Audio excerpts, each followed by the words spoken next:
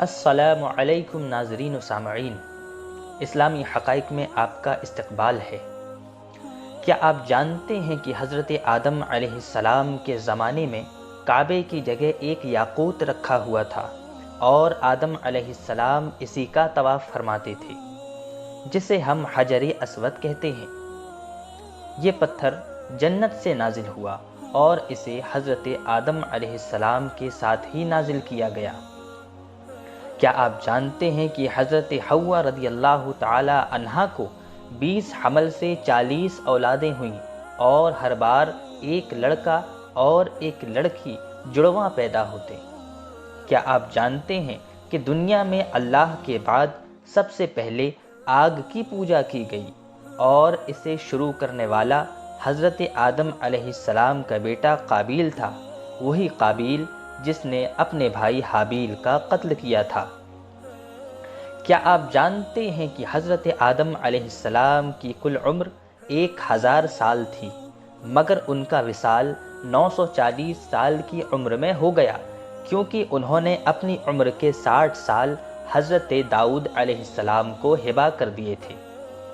کیا آپ جانتے ہیں کہ حضرت آدم علیہ السلام کی وفات تک بنی آدم یعنی انسانوں کی تعداد 40,000 کے قریب ہو گئی تھی؟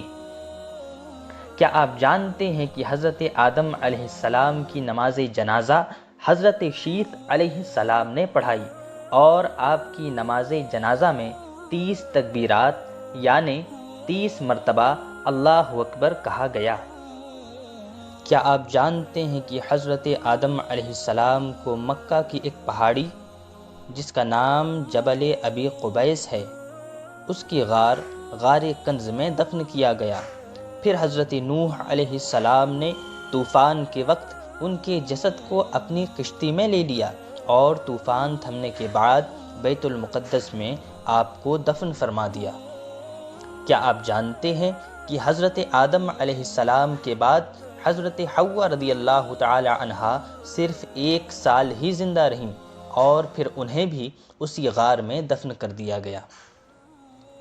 کیا آپ جانتے ہیں کہ جس نے سب سے پہلے دف بجائی اس کا نام توبیش تھا اور جس نے سب سے پہلے تانبے اور لوہے کی چیزیں ایجاد کی اس کا نام بلقین تھا، اور یہ دونوں قابیل کی نسل سے تھے۔ بعد میں قابیل کی نسل ختم ہو گئی اور حضرت آدم علیہ السلام کی نسل حضرت شیث علیہ السلام سے چلی۔ کیا آپ جانتے ہیں کہ شیطان نے سب سے پہلے بانسری ایجاد کی اور انسان کے روپ میں آ کر اسے بجاتا تھا، جس سے انسان اس کی طرف متوجہ ہوتے تھے؟ شیطان کی بانسری سننے کے لیے لوگ جمع ہونے لگے اور اس جگہ ایک میلہ بھرنے لگا۔ حضرت شیث علیہ السلام اور ان کے لوگ پہاڑوں پر رہتے تھے اور قابیل اور اس کے لوگ نرم مٹی کے علاقوں میں رہتے تھے۔ پہاڑی مرد بہت خوبصورت تھے مگر عورتیں نہیں، اور نرم مٹی کے علاقوں کی عورتیں بہت خوبصورت تھیں مگر مرد خوبصورت نہیں تھے۔ ایک روز کچھ پہاڑی مردوں نے نرم مٹی کے علاقوں کی عورتوں کو دیکھ لیا اور جا کر ان عورتوں کے حسن و جمال کا تذکرہ اپنے لوگوں میں کیا، تو وہاں کے لوگ ان عورتوں کی طرف راغب ہوئے اور میلے میں جانے کا ارادہ کیا۔ حضرت شیث علیہ السلام نے انہیں بہت منع کیا مگر وہ لوگ نہ مانے۔ جب پہاڑی مرد میلے میں آئے تو وہاں کی عورتیں بھی ان کی طرف مائل ہوئیں اور یہاں سے زنا کاری کا آغاز ہوا۔